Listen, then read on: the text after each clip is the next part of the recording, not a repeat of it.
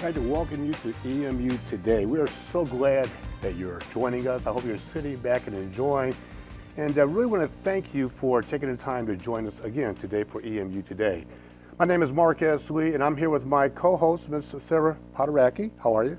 Doing great today. How are you? You came back for more, huh? Yes, I did. All right. How did you like the first one? You know, once I got into the swing of things, I really felt comfortable up here. Yeah, well, you did a great job, and I want to thank all of you for watching. The response that we got to EMU Today has been overwhelming, excuse me, from the university community and beyond. So again, just sit back and enjoy the conversation. We have a special lineup of guests today as well. So our first guest is Miles Payne. Correct. Miles, you're the president of the student body of Eastern Michigan University. I am, yes. Outstanding. Now, you got some shoes to fill here, by the way. I've heard. You had here Dr. James Smith, the president of the university, was on most recently and really gave us his perspective, which was a lot of fun. Right. What we want to do is, if I could, just kind of tell us very briefly about you. Who are you? So, name Miles Payne, originally from Northwest Chicago, good old Illinois, huge Star Wars fan, believes that Oreos are the superior cookie. But aside from that, studying psychology and sociology with a minor in leadership, and a fourth-year senior ready to graduate in April and go on to some other things. So we have something in common. I've heard. What do you think it is?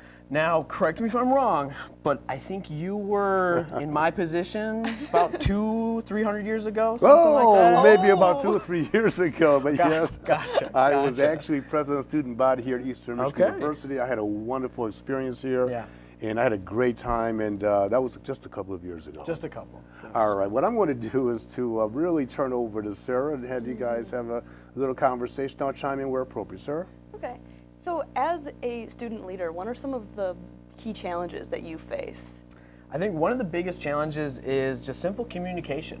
You know, you get caught up in this bridge between students and administration, and a lot of times, you know, you kind of forget what side you're on almost. But at the same time, you just want to take classes, you want to go to the movies, you want to study, you want to go to the rec, just like any other student. But you have to remember that each and every day you have that responsibility to constantly be communicating the challenges from administration to students, but also from students up to administration. So bridging that gap of communication certainly can be difficult.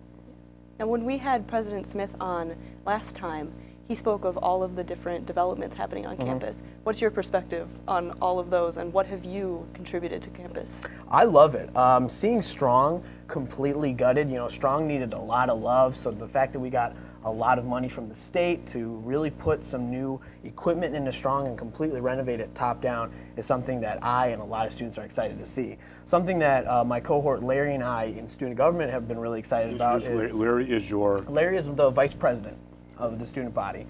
So him and I spearheaded and more so finished up a proposal brought on by student government last year to get the rec IM renovated. So now you were a part of creating the rec, correct? Yeah, so briefly to tell you about that, when I was a student here, excuse me, I was actually in the planning stages.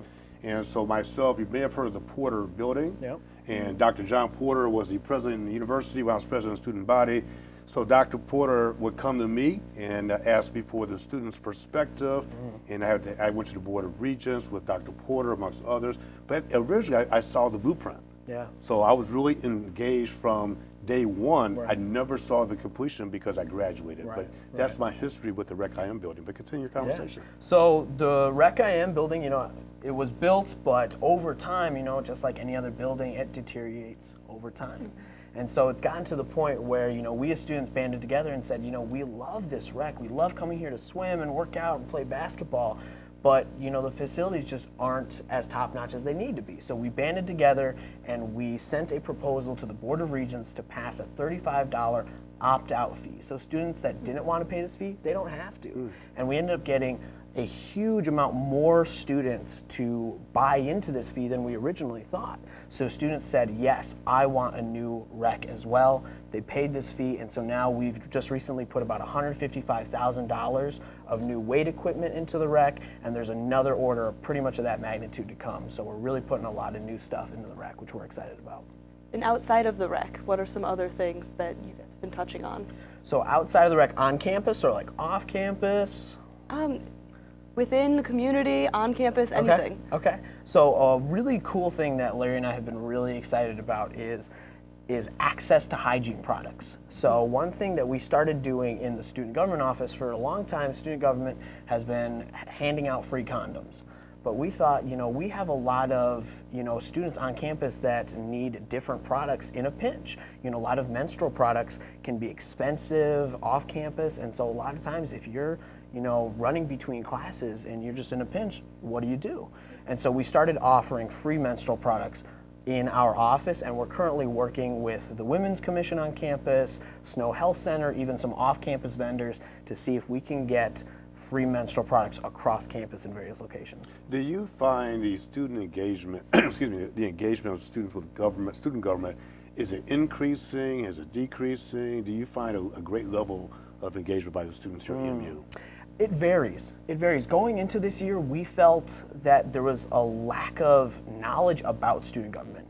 There's a lot of students that know of student government, but they don't necessarily know what we do, why we're doing it, how the process works, and that how we are a voice for students. If students have an issue, they can come to us and say, hey, this is going on. Can you address this? Can you work on that? So we did find that student engagement fluctuates year by year. I think, as we were speaking right before this came on, we're really excited that we feel a lot of students this year are getting more into student government than in past years before. It sounds like your schedule is very hectic. A little bit. Take us through a typical week for you. What is it like? Oh, yikes. For me, I try to wake up early, hit the rec before, pump some iron, try to keep healthy, but that doesn't always happen. I'm a student just like everyone else, so I love to sleep in. But I'll sleep in, go to class, maybe down a quick protein shake or a quick apple before class. Head to class, sit there, space out a little bit, but I try to pay attention, write my notes as well. But for a lot of students, we are a 70% commuter campus, so a lot of students, they love to come here, go to class, get their education, and then they go work a job or, go hang out with friends and family. For me, I love to hang out in the Student Center. Like, that's my favorite spot on campus, to just kind of enjoy the energy and the atmosphere of students around. So after I hit class or I hit the rec, I'm headed there to just kind of hang out with friends. That's one of the things that's not changed in all the years of EMU. When I was president of the student body here, we were heavily, probably about 80% commuter school, essentially, and a good number of students certainly lived on campus. When you see the students coming from, let's say, Metro Detroit or driving every day, whatever the case might be, how do you get those students involved in university as well? That's tough. A lot of times it's just simply in regards to timing. We had a recent program that student government teamed up with the Office of Advancement, and it was called Meetup Mondays. And a lot of students don't necessarily have spaces on campus to network. They come to college and they hear the word networking and they're like, what is this? I don't know how to do this. And so we scheduled this program to be between 11 a.m. and 1 p.m. So to some people, that's weird. I have classes. But to a lot of commuter students, that's their lunch break. They've already gone to class, they have another class later, so they are simply hanging out, grabbing lunch. And so we said, hey, we'll have some free food for you, come network. And so I think a lot of times in regards to hitting commuter students, it's just a matter of timing. Mm-hmm. Nothing like free food. Nothing like free food. Can you relate to that? Can you relate to his lifestyle as a student as well, his busy, hectic schedule? Yes, not quite on the same level, but I definitely busy is understand. busy. What has the transition been like for you and for Larry, I'm sure, going from being just your everyday student to suddenly being more in the eye of campus life? That's a really good question. Both Larry and I were in housing and residence life beforehand, so I was an RA for 2 years. And a funny story, if I can digress a little bit, Larry was also an RA the same year I was an RA. And they have these things called RAs of the year, and so I was the best RA of my hall, he was the best RA of his hall, and then they pick one overall RA of the year, and I'm still mad to this day, but Larry beat me out for RA of the year, and I'm still upset to this day. I'm still upset to this day. Sounds like a little competition there. Well, maybe a little bit. By the way, what's Larry's last name? You mentioned it several times. Larry's last name is Larry Borum III. Okay. All right, we'll make sure you give us proper due as well. But we were both in housing, and so they have this little saying that, oh, you live in a fish bubble. So I thought it was a fish bubble before, like a fish bowl, everyone sees you, but you don't necessarily see them. And then I stepped into this role. It's completely different. Walking down the street and some freshman walks up to you and they're like, hey, you did that thing. I'm like, yeah, man, sure. Go for it. Yeah. Sure, there's a factor of people being slightly intimidated. Maybe a little bit. Yeah, maybe a little bit. I find you very approachable. Well, thank you. Thank you. Well, I think that's a good point. I think when, again, I can relate to what you're saying. Yeah. You're representing the students. Yeah. And you're representing them at different locations, different facilities, different events across campus and beyond the campus here, the campus environment. From your standpoint, you seem very comfortable. What are your aspirations in our closing minutes? So what are your aspirations as you graduate and leave Eastern Michigan University? So as I graduate, something that's really important to me is educational policy. A lot of times, we look at our K through 12 system and, education can be spotty and it can vary from, here or there. So I'm really excited to go into graduate school, hopefully get a GA-ship somewhere, and really start to focus and do a lot of research on how we can conduct our K through 12 education system in a equal and more equitable way for a lot of our communities. Have you enjoyed the experience of being a student here? Absolutely loved it. And what's been the biggest, I guess the best experience being student body president?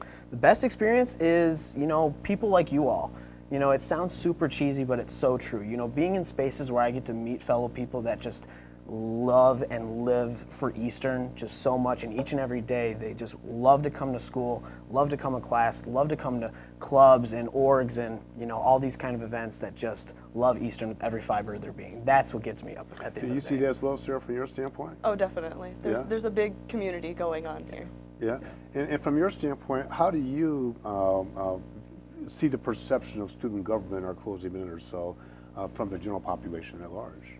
This year, at least, it has been very visible. It's been nice to see both Miles and Larry out on campus and see all the changes that have been happening and seeing that all come into the eye of the students. And for the remainder of this academic year in closing, what's the biggest issue that you think still needs to be addressed? The biggest issue that still needs to be addressed, there's been a lot of progress in what students call the Black Student 10-Point Plan, and there's still a lot of work that needs to be done to that. A lot of work has been done, but there's certainly a lot more steps we can take in regards to making the community at Eastern more accessible for our Black I got students. to tell you, sir, we had the president of the university on our last show. We had the president of the student body. It's really interesting to get the different perspectives, both from the administrative level and from a student perspective as well. Thank you, Miles Payne, for coming in. Thank you so much. We appreciate it. We just wish you much continued success and keep up the great work. Thank you so much. Absolutely. We look forward to having you back after this commercial break on EMU Today. So.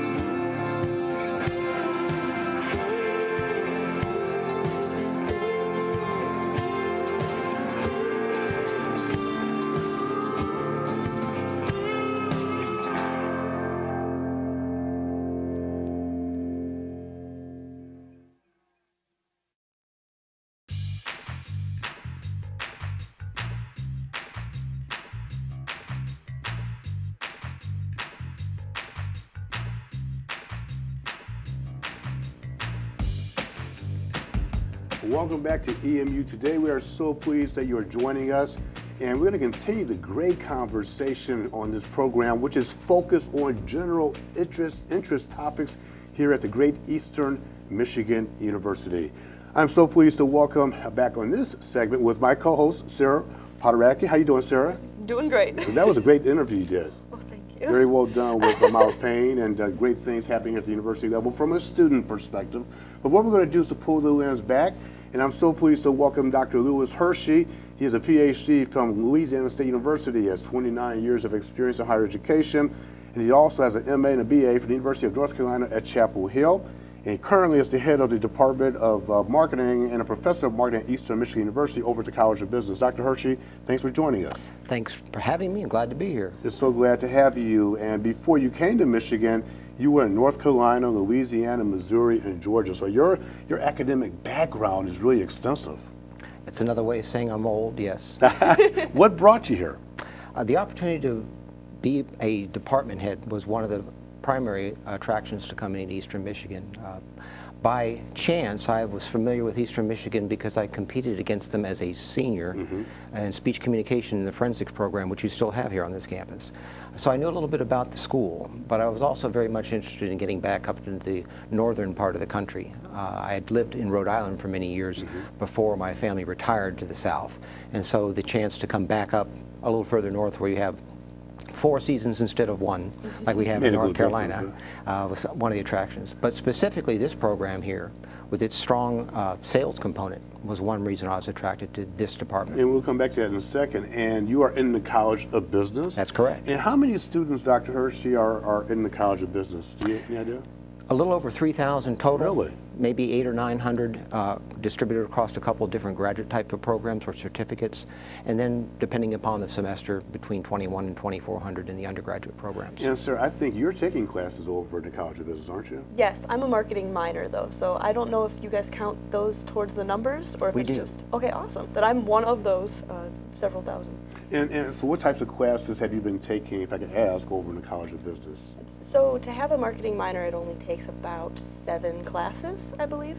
So I'm right now delving into my elective courses, but thus Outstanding. far I've taken behavioral courses and then the requirements. It's always so great to see students such as Sarah in the College of Business really expanding your horizons, Dr. Hershey. I think that clearly she's taking marketing as a minor, and I think you got to be pleased to have someone of Sarah's capacity over at the College of Business as well. Well, I'm rather fond of marketing minors because I'm one myself.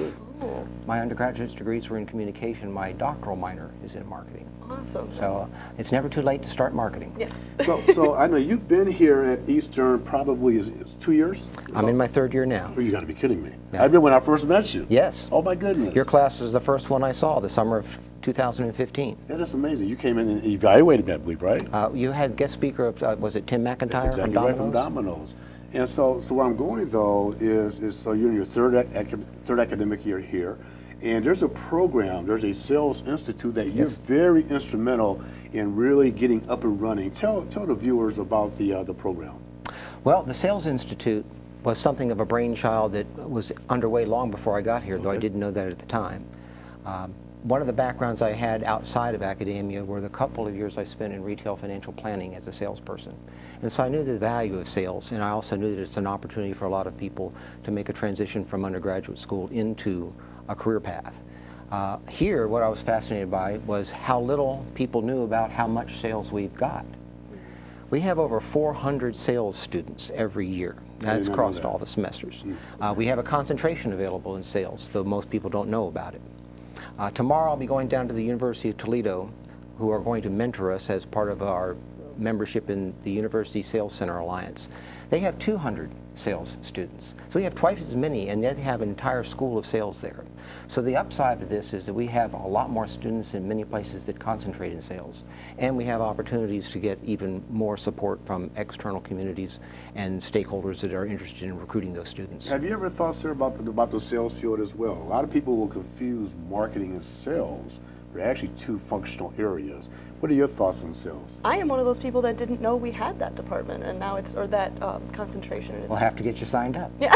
And that's one of the great things about doing this program is to give the university community and beyond an opportunity to learn about these types of programs being offered by Eastern Michigan University.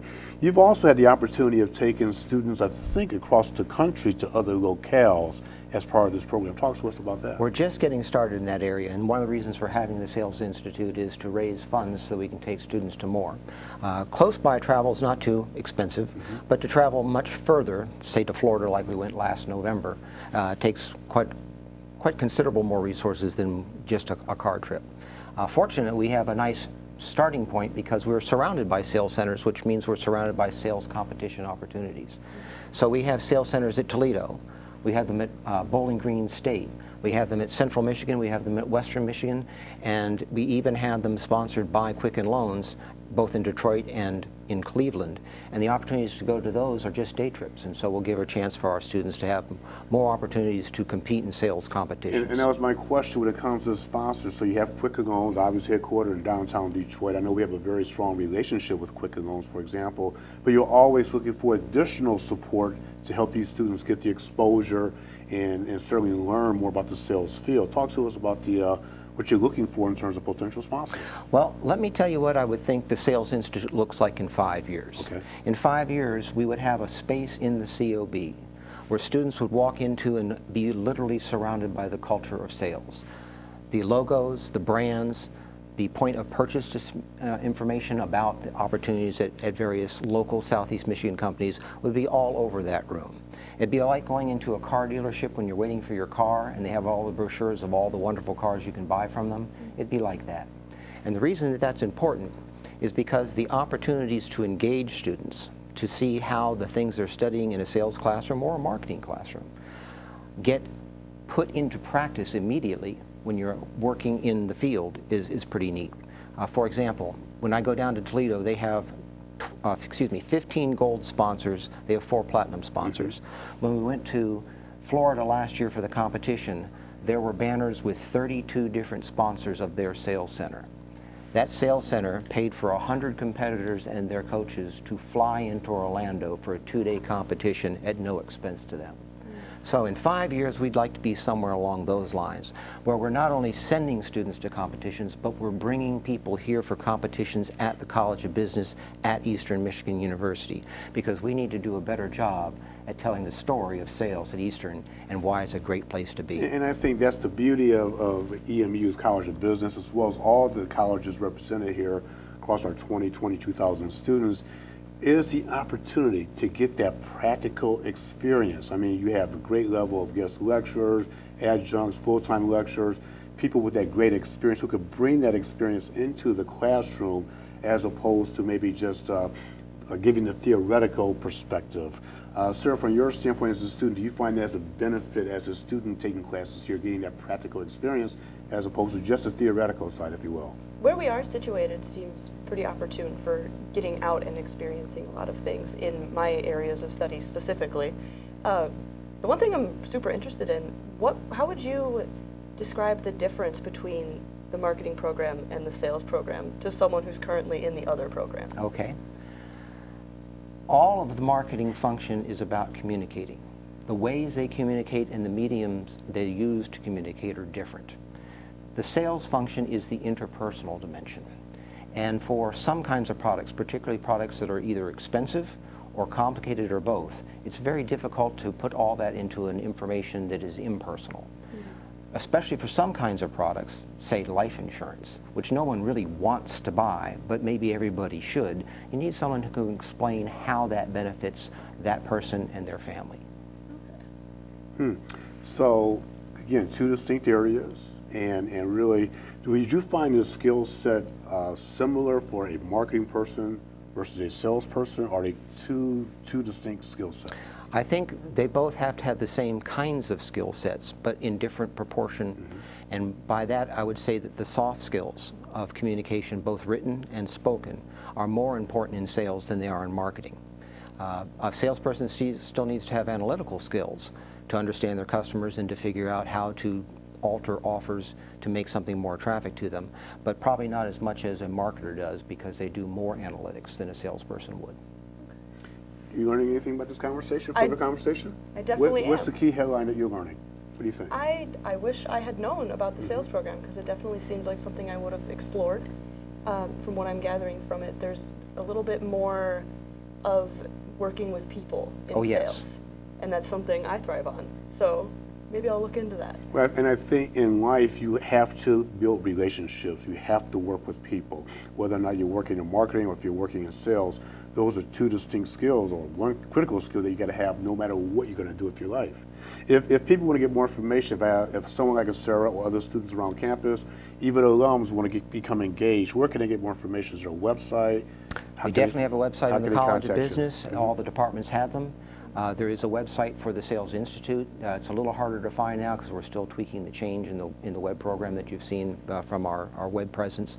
You can call us at 734-487-3323. We'll be happy to return your calls. You can email me directly. You can find our contact information on the website as well. But also, if you're interested in studying with us, just come by. If you're interested with sponsoring our Sales Institute, please invite me out to your location so I'll have a chance to see what you're doing out there and how we can be of help. In our closing seconds, you're getting out quite a bit as well. I know you've gone to different locations around the Detroit area to meet with different businesses quickly, right? Yes. I've met about a different business every week since I've been here. That's incredible. And what's the response been? Pretty good. Has it? I think we've seen an uptick in the response that we get for recruiters. Sometimes there are people that recruited here several years ago, but as there's been change in leadership positions, both in their situation and ours, they've kind of lost track of that. So we sometimes would lose that institutional memory. And so part of what I'm trying to do is make sure I put a face both on the department and the Sales Institute so people know who to contact to get things answered about how we can be of help. Dr. Lewis Hirsch, we want to thank you for coming in and sharing information about the Sales Institute. He is the head of the Department of Marketing and professor of marketing at Eastern Michigan University's College of Business. And we want to thank you all for tuning in for this week's or this particular EMU Today, and we will check you out next time on EMU Today.